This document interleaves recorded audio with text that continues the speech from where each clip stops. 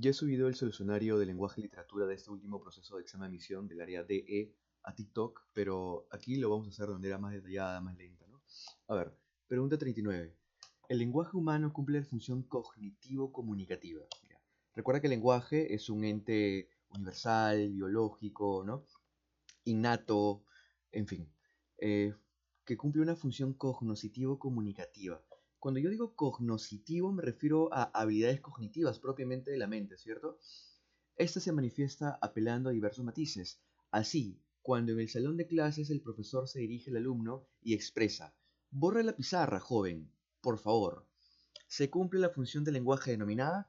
Muy bien, para resolver esa pregunta, ¿no? Que realmente es una pregunta sencilla, tenemos que recordar ciertas cosas, ¿no? Las funciones del lenguaje son principalmente seis. Está la función representativa, está la función apelativa, está la función expresiva como las funciones básicas, ¿no? Dentro de las funciones básicas tenemos esas tres. Y luego están las funciones secundarias. Una de esas es, por ejemplo, la fática o de contacto, la metalingüística o metaverbal, y aquí faltaría una más, que aquí yo voy a colocarla. La última función secundaria del lenguaje es la función poética. Poética o también llamada estética, que básicamente busca embellecer el mensaje, ¿cierto? En la oración que yo tengo acá, borre la pizarra, joven, por favor, claramente es una orden, ¿cierto? Borre la pizarra, joven, ¿no? A pesar de que no dice borra, ¿no? A pesar de que no dice borra, dice borre, ¿no? Y aún así, semánticamente se entiende como una orden. De repente alguien puede dudar por eso acá, por esa partícula que dice por favor. Esa es una partícula de cortesía, pero no hace que deje de ser apelativa. Aquí la clave es la C, apelativa. ¿Cuál es la referencial o representativa? Cuando simplemente doy una expresión o una información objetiva. ¿Cuándo es expresiva? Cuando doy una información subjetiva. ¿Cuándo es fática? Cuando busco comprobar el canal. ¿Cuándo es metalingüística? Cuando hablo del código, ¿cierto? La pregunta 39, casita. Pregunta 40. En el vocabulario de la lengua española las palabras no tienen significado unitario, claro, sino que establecen una red compleja de relaciones semánticas, ¿no? Entre ellas tenemos todas las que ven acá. De este modo, en el enunciado, cuando revisaba el nivel del puente, detectaron un leve desnivel en el extremo derecho. Bueno, las palabras subrayadas nivel y desnivel. Claramente, ¿no? Aquí yo me doy cuenta que tengo una antonimia. La pregunta es, ¿qué clase de antonimia es? ¿Será gramatical o será complementaria? Para esto tú tienes que recordar lo siguiente. La antonimia tiene dos formas. O bien puede ser antonimia gramatical o bien puede ser antonimia lexical. Si es gramatical, entonces será a partir de prefijos, ¿no? Y ya básicamente tienes la clave, ¿cierto? A partir de prefijos. Nivel, desnivel, antonimia gramatical. Listo. Fiel, infiel. Honesto, deshonesto. Legal, ilegal. ¿No? Ya. Todos esos son antonimia gramatical. ¿Y cuál es la antonimia lexical? Esta se divide en tres.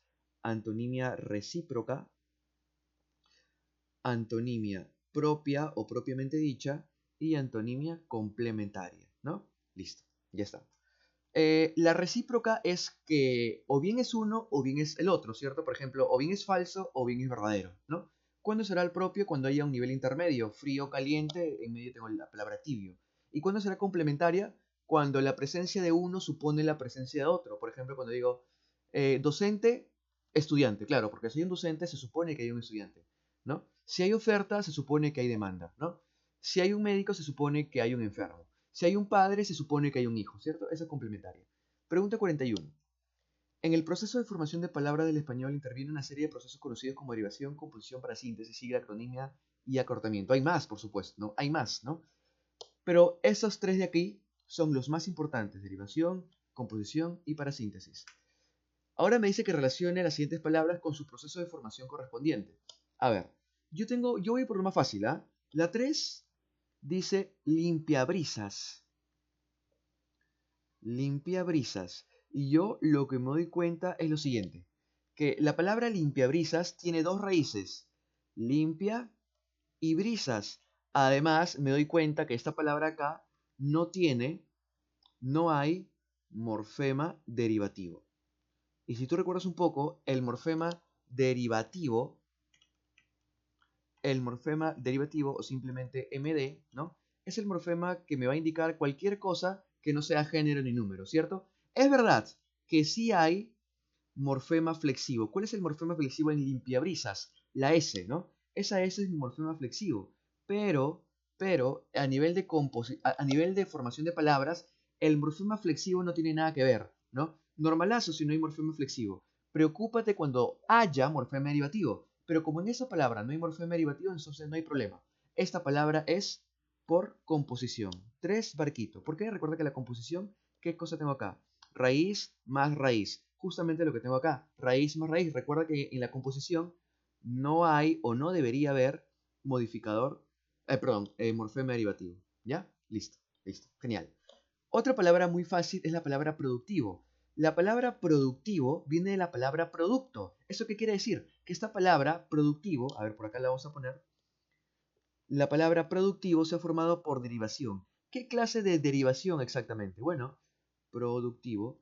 Esta derivación se ha formado con sufijación, ¿cierto? Sufijación. Y la sufijación es un tipo de derivación. Listo, entonces la 2 tiene que ser con la A, ¿cierto? La 2 tiene que ser con la A. Y ya de yapa te digo que cuál es el morfema derivativo o cuál es el sufijo que se ha utilizado, el ivo, ¿cierto? ¿Cuál es la raíz? Produc, de producto, ¿cierto? Listo, ya está. Ahí está. Ahí está. Y este ivo es mi morfema derivativo que me marca la sufijación, ¿ya? Y por último tengo la palabra entibiado, ¿ya? Esta palabra sí es un poco más complicado, tú ya sabes que es la C, ¿no? Con parasíntesis, ¿no? Recuerda que la parasíntesis se puede formar de dos formas. Y acá vamos a ver. A ver, forma 1. A ver, vamos a ver un poco más grande ya. La parasíntesis se puede formar de dos formas. Forma 1. Raíz más morfema derivativo. Recuerda, no es composición, porque en la composición no hay morfema derivativo. En cambio, en la parasíntesis sí puede haber morfema derivativo, ¿cierto? Por ejemplo, se me ocurre la palabra cumpleañero, por ejemplo, ¿no? Cumpleañero. Listo. En esta palabra acá sí, porque tengo la raíz cumple y la raíz an, ¿no? Y este ER es mi morfema derivativo, o sea, es parasíntesis, ¿cierto? Y la otra forma de parasíntesis es la siguiente. Morfema derivativo más raíz más morfema derivativo. Y recuerden que en este tipo de parasíntesis, esta segunda parte, la raíz más morfema derivativo, no existe. O sea, la palabra no existe. Ejemplo, ¿no? Ejemplo de la segundo tipo de parasíntesis. Se me ocurre de repente la palabra anaranjado. Anaranjado. Listo. En la palabra anaranjado tengo lo siguiente. El A que me marca morfema derivativo. Naranja, ¿no? Todo eso ahí que me marca la raíz. Y el AD que me marca el morfema derivativo. ¿Cierto? Listo. Te das cuenta que tiene la estructura de la segundo tipo de parasíntesis, ¿cierto? Morfema derivativo más raíz más morfema derivativo. O también lo puedes ver así. Prefijo más raíz más sufijo, ¿cierto? Ahora, recuerda lo que te dije. En el segundo tipo de parasíntesis, la raíz más el sufijo no existe. La palabra naranjado, ¿existe? No, puedes buscarlo en la RAE si quieres, no existe la palabra. Entonces, eso es parasíntesis. Ahora quiero que mires, por favor, la palabra entibiado, ¿no? De la 1, entibiado. La palabra entibiado tiene lo siguiente. MD del prefijo, ¿cierto? La palabra tibio o tip, ¿no? Que es la raíz, y el morfema derivativo de AD, ¿cierto? O también lo puedes ver así, prefijo más raíz más sufijo. La pregunta es, ¿la palabra tibiado existe? La respuesta es no. Entonces es parasíntesis. Oye, pero ¿qué pasa si yo encuentro una palabra en la que sí existe la raíz más sufijo? Por ejemplo, digamos la siguiente. Digamos la siguiente. La palabra supermercado. Supermercado. Supermercado, ¿ya? En esta palabra, ¿no? ¿Yo qué tengo? Tengo un prefijo, que es la palabra super, la palabra merc, que es mi raíz, y la palabra ad, que es mi morfema derivativo. Morfema derivativo, raíz, morfema derivativo, o también lo puedes ver así, como yo te lo dije, prefijo más raíz más morfema derivativo. Ahora, la pregunta es, la raíz más el morfema derivativo, ¿existe? En otras palabras, la palabra mercado, ¿existe? Si la respuesta es sí, entonces es un tipo de derivación, ¿ya? Entonces, ¿cuál es la clave acá? CAB, perdón, la clave es dedito. Ahí está. Pregunta número 42. La frase nominal, ¿no? Es una estructura sintáctica que tiene como núcleo un nombre o un pronombre y puede cumplir diversas funciones en la oración. En este modo, ¿no? El enunciado, José, mañana te devolveremos el libro. A ver, vamos a escribir esa oración de ahí, ¿ya? Nos vamos a tomar el tiempo del mundo, ¿ah? José, coma, mañana te devolvemos el libro. Listo. Y voy a empezar a analizar. ¿Qué cosa es José? ¿Qué cosa es José? José será sujeto. Si tú dijiste que sí, estás mal, ¿no? Porque este José está separado con una coma vocativa. ¿Eso qué quiere decir? Que José es un vocativo. Es un elemento extralingüístico usado para llamar la atención del receptor, ¿cierto? Entonces, si José es el vocativo, ¿cuál es el sujeto? ¿Quién realiza la acción? ¿O quiénes realizan la acción? Nosotros, ¿cierto? Entonces por aquí voy a colocar el sujeto, es un sujeto pasivo, tácito, perdón. Es un sujeto tácito. ¿Y cuál es ese sujeto tácito? Nosotros. Nosotros. Ahí está, ¿no? Mañana, ¿qué cosa es? Mañana es un complemento circunstancial de tiempo, ¿cierto? Complemento circunstancial de tiempo. Te, ¿qué cosa es? Es objeto indirecto. ¿Por qué? Porque cuando yo digo te devolveremos, me refiero a te devolveremos nosotros el libro, ¿cierto? O, perdón, te devolveremos a ti, ¿cierto? Ese a ti es el modificador, el objeto indirecto. Recuerda que el objeto indirecto es quien se beneficia o se perjudica de la acción. O sea, este objeto indirecto representa a ti, ¿cierto? ¿Cuál es el verbo? El verbo es un verbo predicativo, devolver, ¿cierto? Entonces este es el núcleo de la frase verbal. Y el libro, ¿qué cosa es? Es objeto directo. ¿Por qué es objeto directo? Porque yo lo puedo reemplazar con lolos, lalas, ¿cierto? Te lo devolveremos. Y ese lo hace referencia al libro, ¿no? Objeto directo. Y ahora simplemente voy a empezar a relacionar. Te funciona como objeto indirecto. Eso es verdad. Lo acabamos de ver ahora. Eso es cierto. El libro cumple función de objeto directo. También. El libro es función objeto directo. José funciona como complemento predicativo. No. ¿Qué acabamos de decir? Que José es un vocativo. Falso, entonces. Mañana funciona como complemento circunstancial. Y eso es verdad. La clave entonces es elefante. Ahí está. Pregunta número 43. Esta pregunta es una pregunta muy interesante. Los alomorfos son las variantes que expresan las distintas formas de concretización. Y para esto yo quiero que mires lo siguiente, ¿ya? A ver, el morfema, vamos a empezar a decir algunas cosas, ¿ya? El morfema, recuerda que es una idea, ¿cierto? El morfema es una idea, o sea, es algo abstracto. Por ejemplo, cuando yo pienso en el morfema de plural, mira, yo pienso en el morfema de plural y así lo voy a pensar. Recuerda que el plural o el morfema de plural es una idea. Esta idea, ¿cómo se va a plasmar en la realidad? Ah, ya. Eso se va a plasmar a partir de un morfo. A partir de un morfo. Recuerda que el morfo, ¿qué cosa es? Ya es algo concreto. Concreto. ¿Cierto? ¿Cómo se puede plasmar el plural? Por ejemplo, cuando yo tengo la palabra mesa. ¿Cuál es el plural de mesa? Ah, el plural de mesa es mesas. ¿Y qué morfema estoy utilizando para poder pluralizar? La S. Ahí está. Ahí está. ¿No? Pero hay ocasiones, por ejemplo, con la palabra institución, ¿no? ¿Cómo yo pluralizo la palabra institución? La palabra institución yo la pluralizo con ES. ES. ¿Cierto? Como yo la pluralizo con ES, ¿no? Te das cuenta que ha variado. O sea, el morfema de plural, ¿no? Se puede manifestar a través de dos morfos, la S y la ES. Compañeros, la variación de un solo morfo se va a llamar alomorfo. Alomorfo. ¿Ya? Otro ejemplo, a ver, otro ejemplo. Por ejemplo, yo tengo la palabra, se me ocurre, ¿no? Se me ocurre la palabra limeño, limeño y la palabra rimense. Rimense. ¿Cuáles son los morfemas o cuál es el morfema de aquí? Ñ y el morfema ense. ¿Qué tipo de morfemas son? Ah, ya. ¿El morfema cuál es? Acabo de escribir, mira. El morfema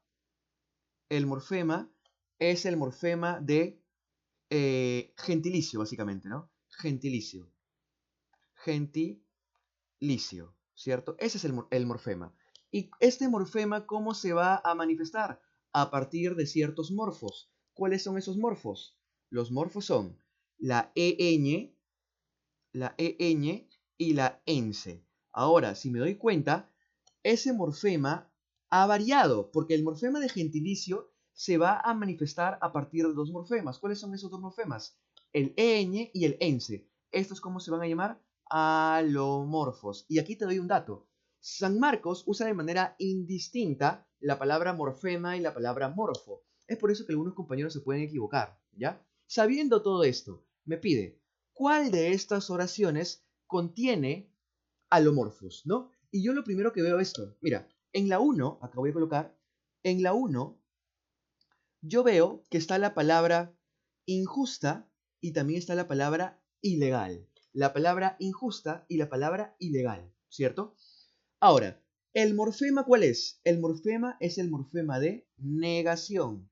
Negación. ¿Y este morfema cómo se ha manifestado? A través de dos morfos, el IN y el I. ¿Qué quiere decir? Que estos dos de acá, que son alomorfos. Son alomorfos. ¿Por qué? Porque este morfema se ha manifestado de dos formas, con la IN y la I. ¿Y dónde también voy a ver alomorfos? En la 3. ¿Cuáles son los alomorfos? En instituciones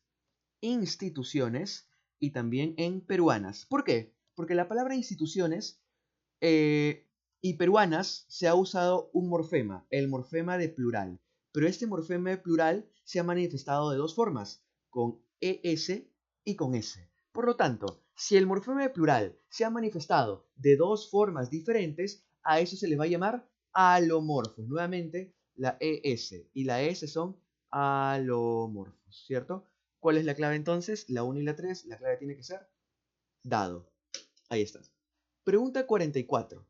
Me pide que haya, considerando lo expresado, ¿no? Identifique la alternativa en la que cada palabra presenta diptongos e hiatos, bueno, hiatos, ¿no? Recuerda que eso se lee como ya, ¿no? Y hiatos acentuales, sucesivamente, o sea, en ese orden, ¿no?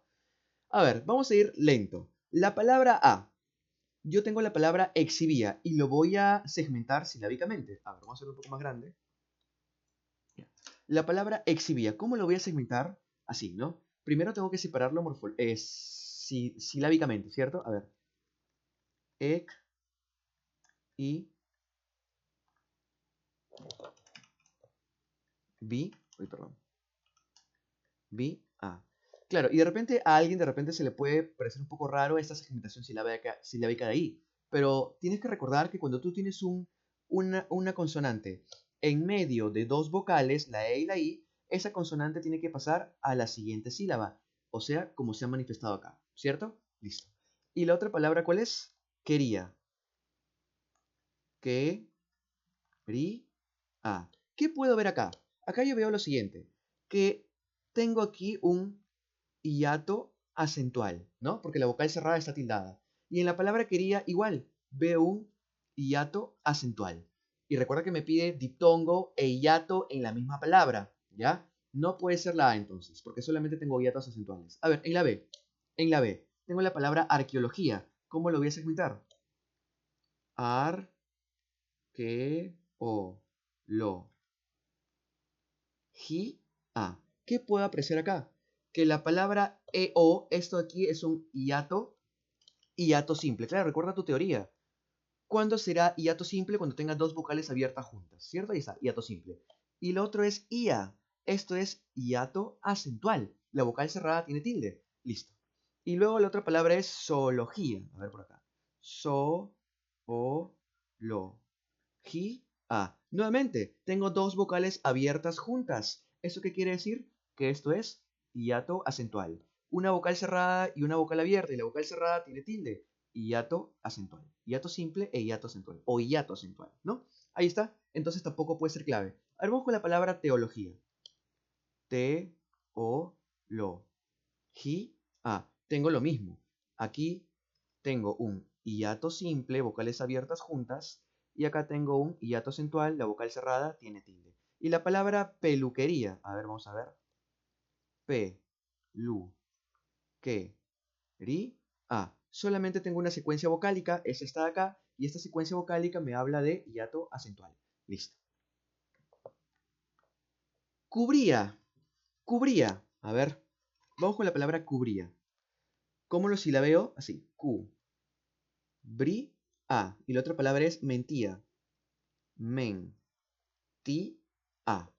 Lo que veo aquí es esto, lo de siempre, ¿no? Acá tengo un hiato acentual y por acá tengo también otro hiato acentual. O sea, tampoco puede ser clave. Y vamos a ver la C. Es la única que puede ser clave, ¿cierto? Así que ya lo voy marcando de una vez. La palabra biología. Biología. ¿Qué tengo en la palabra bio? Tengo un diptongo, ¿cierto? Un diptongo. Y aquí, vocal cerrada más vocal abierta, esto es hiato acentual. De repente alguien no recuerda muy bien. ¿Por qué razón aquí es un diptongo? Porque tengo una vocal cerrada más una vocal abierta. Y si te das cuenta, la vocal cerrada no tiene tilde. Entonces, con toda seguridad, es un diptongo. En cambio, en la siguiente secuencia vocálica, IA. La I tiene tilde. Entonces es hiato acentual, ¿no? ¿Y cuál es la otra palabra? Prohibía. Prohibía. Prohibía. Este proi de aquí es nuevamente un diptongo porque tengo una vocal abierta más una vocal cerrada y no hay tildes, entonces es diptongo. Pero acá sí, la vocal cerrada tiene tildes, si te das cuenta, ¿cierto? Entonces es un hiato acentual. Y es justamente lo que me pide. Una palabra que tenga diptongo e hiato acentual respectivamente en ambas palabras. La clave es casita. Ahí está. Ahí está. Pregunta número 45. A ver, dice. La tildación diacrítica se emplea para distinguir las diferentes categorías lexicales. Esta pregunta es una pregunta muy básica, ¿cierto? Y para esto tú tienes que recordar algunas cosas. Y aquí te lo escribo rápidamente, ¿no? Cuando tú hablas de tildación, tú tienes que recordar esto. Existen dos formas de tildar. Uno, tildación, tildación o acentuación general. General. Y en la acentuación general nosotros tenemos 8 reglas. 8 reglas de acentuación general. Y luego sigue la otra, 2, tildación o acentuación especial. Tildación especial. Y en la acentuación especial, que son 3 reglas, tenemos las siguientes acá. Está la tildación diacrítica. Está la tildación robúrica. Robúrica, ¿no? A ver, disculpen. Robúrica. Robúrica. Y está también llamada hiática o disolvente de diptongo, ¿cierto? Y también está la tildación enfática. ¿Listo? Ahora, la tilde diacrítica funciona en monosilábicos y en bisilábicos, ¿cierto? ¿Cuáles son estos? Bueno, yo me aprendí con esta mnemotecnia. Si, él, te, mi, de, se, tú, más, aún. Ahí está, listo. Esos son los únicos monosilábicos que tienen la posibilidad de tildarse en la tilde diacrítica, ¿cierto? Y teniendo en cuenta esta información, vamos a responder la pregunta número 45. 1. El subdirector y él. La palabra él, ¿lleva tilde? Claro que sí, porque ese él, aquí lo voy a colocar acá, ese él es tercera persona singular, no es un pronombre en tercera persona, entonces lleva tilde. Y acá igual, la palabra tú, esos también llevan tilde. ¿Por qué? Porque el tú con tilde representa a la segunda persona en singular, ¿cierto? La palabra ¿se tilda? No, porque este se es un pronombre átono, así se llama, ¿cierto? Pronombre átono, porque está antes del verbo, pronombre átono proclítico. Y la palabra ¿se tilda? No, porque es una preposición. En la 2, aquel, acá ya la descarto, la palabra aquel no se tilda. No se tildan los pronombres demostrativos ni tampoco los determinantes demostrativos. Y aquel no se va a tildar, ¿ya? Igual acá, mira, la palabra esa tampoco se tilda. Entonces la 2 está mal. 3. Sé cortés con tu padre, te lo suplico. Raúl. Miren, Raúl es un hiato acentual. Por lo tanto, yo tengo que silabar así, ¿no? Raúl. Listo. Y se va a tildar por tildación robúrica, ¿no? De tilde en hiato acentual, ¿no? Listo. C. Este C. Se tilda, claro, porque es el C de saber, perdón, de ser. Sé cortés, ¿no? Y este T, ¿se tilda? No, porque ese T es nuevamente un pronombre átono proclítico, ¿cierto? Entonces, la 1 y la 3 son correctas. La clave tiene que ser dadito. Ahí está. Y ya de yapa te digo, ¿no? Este más se tilda no, porque tiene que llevar tilde. ¿Cierto? Listo. Y la pregunta número 46, que es una de las preguntas más interesantes de todas, ¿no? Me pide que halle cuál de estas palabras tiene correcta segmentación morfológica. Ojo, me pide morfológica a partir de morfemas. Y lo que tú tienes que saber es que hay palabras que son monomorfemáticas. Por ejemplo, las palabras monomorfemáticas, aquí lo voy a escribir, ¿ya? Monomorfemáticas son aquellas palabras que tienen o que son palabras invariables. ¿Cuáles son esas? Los adverbios, las preposiciones y las conjunciones, ¿cierto? Esas son monomorfemáticas. Y además yo te digo algo más. Los nombres propios y nombres simples o sustantivos simples y sustantivos propios tampoco tienen que segmentarse, ¿ya? Entonces, sabiendo eso último que yo acabo de decir, la palabra miércoles, que es un nombre simple, no tiene que segmentarse. Y tampoco la palabra cajamarca, tampoco tiene que segmentarse. ¿Eso qué quiere decir? Que la C ni la D pueden ser. Ahora, la palabra esos, ¿cómo se tiene que segmentar? Así, mira. Es sos. ¿Por qué? Porque este O me marca morfema flexivo. ¿De qué tipo? De género masculino. Entonces lo tengo que separar, ¿cierto? Entonces tampoco puede ser la A. ¿Y qué está mal en la B? Dice la palabra favoritas. Y la palabra favoritas tiene que ser así. Fa, perdón, perdón. Fa, bo, rit, as. Así lo tengo que segmentar morfológicamente. ¿Por qué? Porque este A es el morfema flexivo de género y este S es el morfema flexivo de número. Y así lo tengo que silabiar, entonces, segmentar morfológicamente, perdón. Entonces tampoco puede ser la B. Aquí la clave es la E. Absolutamente todo está correctamente morfológicamente segmentado bien, ¿no? Por ejemplo, la palabra con es una prepo, ¿cierto? Entonces es una palabra monomorfemática, no tiene que segmentarse. La palabra los es un determinante artículo. Existe la palabra los y la palabra las, entonces tiene que segmentarse así, ¿cierto? De repente la palabra más extraña sea esto, viajaré. La palabra viajaré muchas veces, ¿no? Muchas veces, algunas veces se ha visto que se segmenta así. Viajar, haré, ¿cierto? Claro, porque esto aquí es mi raíz, mi morfema lexical o raíz, y este haré es mi morfema flexivo amalgama. Recuerda que morfema flexivo amalgama, es propio de los morfemas que construyen verbos, ¿cierto? Pero aquí San Marcos lo que ha hecho es separar la vocal temática, es por eso que la ha aislado. Y básicamente, señores, eso es todo, ¿no? He pasado paso por paso, ¿no? El solucionario, aunque como ya les había comentado, el resumen de todo lo pueden ver en TikTok.